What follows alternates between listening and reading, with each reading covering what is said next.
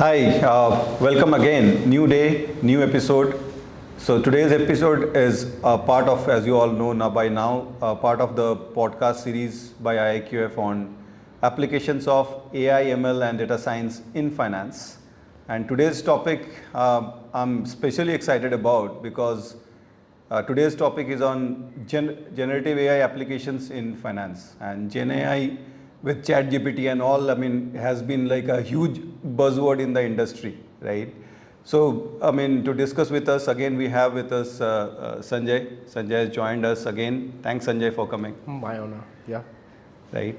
So, before we go to the application areas of GenAI in finance, first question that comes to my mind, and this has been a question a lot of people have thrown at us as well, right, at various point of time, is key GenAI. I mean, this is generally generated data, so it's not real data, right? So first thing is how real or how trustworthy is the data, and whether we should be using this data for our modeling work. Okay, that's indeed a good question, and that's as much bothers you or anyone as much many of the bank's stakeholders. Right. Right, because the investors, the regulators, the other parties, auditors of the bank, they are equally concerned, and they have a reason to be concerned. Correct. Right. So first of all, maybe the Gen AI and the data it creates, right, is something what we call synthesized data or synthetic data. Absolutely. And that is generally to overcome one problem, which is the lack of data in a particular specific area. Correct. Right. Out of choice, nobody would like to use this particular generative AI in a particular application or area, but given the constraints that data is sparse, data sparsity or scarcity of data in specific areas would make them to use them, because that would be even at least better than having no data. Right. Right. You are building model out of very minimal thin data. Okay. Right. It's better to synthesize data, synthesize few data points and use them. At least you will try to make sense of the pattern which is evolving. Correct. Right. So it is in a way construed as being bad, right, or a bad actor, so to say, but it's not bad. It's, okay. For a modeler, it's the last resort. Right. Right. And but yet there's a caution. One should treat it as a last resort. You should not try to, somehow if you are not getting the right data, you should, or the data acquisition cost is high. Right. In those cases, if the industry would start using this cheap data, right, or, which cheap means by means of like it doesn't cost anything. Correct. Right. So then it would be a problem. Okay. Right. So bank on the real data. Right. Right. The factual data, the empirical data, right, as much as you can. But in those cases where in dialogue with regulators, right, in dialogue with your other stakeholders, correct, it is very much the common knowledge that the data is sparse or scarcity of data, then use synthetic data. Okay, so that leads me to one more question here. So synthetic data is something, or like again, this is something, I mean, it has been used earlier as well, I mean, where data has been sparse. So like, I mean, why the extra caution on Gen AI generated synthetic data? Okay. So previously, something like we used to use Monte Carlo simulation or some form of simulation to simulate the data. Right. Right. What GenAI is doing, how that is different from this one, it used to still generate new observations out of the same empirical distribution, which is generally, the understanding of the market that this kind of data holds this distribution. Right.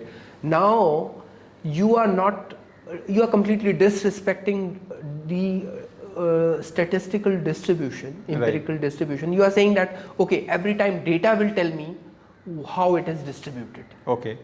Right. And specifically with unconventional and this new age data, which right, we talked about, the unstructured, data, right, and alternative data set, it's the case that they are changing a lot, right? They have different distribution at different point in time. It means correct, they are not homoscedastic. Correct. Their distribution is not constant across different time spans or time shots. Right. Right. So when these distributions are changing, Right. the blame on generative AI is that it is plucking some things out of blue. Okay. Right, because previously whatever synthetic data you were creating, you have a long history that the data was distributed so, and we are generating the observation out of the same distribution. Right. Now every time when you are encountering a new distribution and you are generating something out of it, Yeah. so it's like it's no different from that.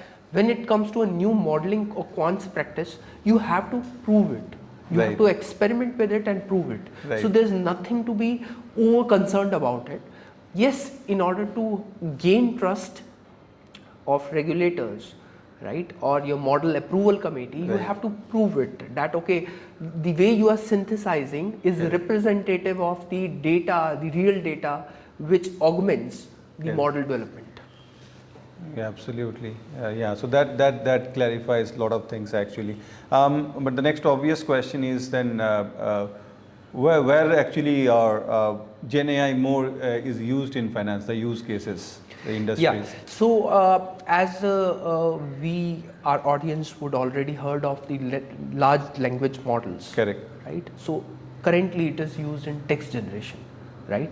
So when it comes to doing the sentiment analysis, Okay. right, you generate like various news articles if you want to establish Right. what is the general market sentiment around a particular topic, a monetary policy stance, Right. an economic forecast, even financial forecast for a particular company or industry, Right. whether market is bullish, bearish or neutral, Right. the sentiment is positive, neutral or negative. Correct. Right, you generally troll through all the articles, you do web scrapping, different opinions from different platforms, Twitter and everything, Correct. social media. Correct. Right, you bring it together and then this generative AI will see what kind of, in the overall distribution, what kind of weights are associated with the negative connotated words, Right. and the positive connotated words, Right. and it then tells you eventually net to net it's a negative sentiment or positive sentiment. So Yeah. that's a use case, and that's a very useful use case, right? Correct. So Right, because basically, first of all, it bank on the alternative data sources. Right. Second of one, it is not something which is replacing the existing data set. It is rather extending it, augmenting it. Correct. Right. So that's where what I feel, as a practitioner, that it is a good use case to be practiced and experimented. Yeah, absolutely. So behavioral science for quite some time has been like a, significant area which is used for trading. So this is just an extension of that. So any other use cases in any other industry? So in many industries you will see that most of the creative people, right, they are raising voices, and they have the right to raise voices because some of this will replace them. Right, because the music is being generated, the lyrics are being generated, the music composition is being generated, even any script writing or screenplay is being generated. In our industry as well, it's no different. Like many of the IT jobs which are involved in doing the scratch up coding, Correct. the code in itself is being generated by this GenAI. Correct. Right, it's just adaptation or tweaking of that code for a particular thing. This generative AI has the ability to generate that particular code. So there it is a bit of that it has a downside sentiment, Right. for those people who would be affected, and that's a real concern. Obviously that need to be addressed jointly by the industry and regulatory bodies, Right. in order to see how they can avert these kind of, how they can confine the restriction, confine or restrict the use of Gen AI, Correct. where it is adding value rather than taking jobs. Yeah, absolutely. So that's more on the negative side of the use. And a lot of people actually are feared to lose their jobs. Yeah. But my personal take on that is like any technology advancement throughout the year, starting from industrial revolution I mean, you see that like there is a lot of negative connotation to it, but finally the industry grows, and then we have seen more jobs are created, right? Yes, So from obviously. farming to industry, and then again when computers came, right? I mean, you could see a lot of banks and all unions used to go and strike, right? Ki they will lose jobs, but finally what? I mean, generally this kind of technological advancements at the end of the day, it's of course has a potential to I mean, maybe a lot of the mundane jobs actually would go, but then like probably about different kinds of jobs will come. So, and anyway, like, I mean, technological advancement, you cannot probably be throttling. I mean, you have to embrace that, right? So, And just to put that statistics to that, by 2035, it's a World Economic Forum right, projections that 85 million jobs will be gone, right, will be replaced by AI, ML, data science, right. and instead 95 million more jobs will be created. Okay, that's Right, so that's in net proves to my net, the point. effect Yeah. is that, right, that obviously we are moving in the right, but obviously the effort involved need to be taken seriously, right? We need to reskill, Correct. right? We need to learn maybe and reboot ourselves to with the new skills, and that's the reality of the day. Yeah. I mean, the current motto is unlearn and relearn. Yes, obviously. Yeah, I mean, gone are those days that when you have done your degree programs and then again you have in a job and then you stop learning. I mean, you have to be in the industry, so you have to keep on learning because the pace of change is absolutely mind-boggling, right? So, I mean, anybody who has to keep on being in a career in any industry, not only in finance. So you have to keep evolving, you have to keep learning the new areas, the new tools. Otherwise, of course, you will become redundant. So with that, thanks so much. I think that clears a lot of doubts. I mean, as always, a wonderful explanation. Thanks so much for joining, Yeah. right? And to the audience, thank you. I mean, being with us. We have had a series of podcasts in different areas of AI ML applications in finance, and IIQF will continue to have this kind of podcast. So keep following us in our pages, social media pages, YouTube and every other channel. So we'll keep with this endeavor of ours. Thank you.